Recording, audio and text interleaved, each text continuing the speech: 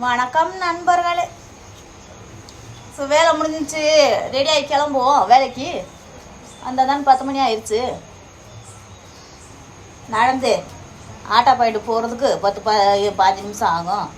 நீ அங்கே அந்த ஆட்டோ பாயிண்ட்லேருந்து மெடிக்கலுக்கு போகிறதுக்கு 5 நிமிஷம் ஆகும். 10:30 ஆயிரும். நீ அங்கங்கே அவசர அவசரமாக வேலை பார்த்துட்டு ஓடுறது ஓட்டமா இதே பொழப்பா போச்சு.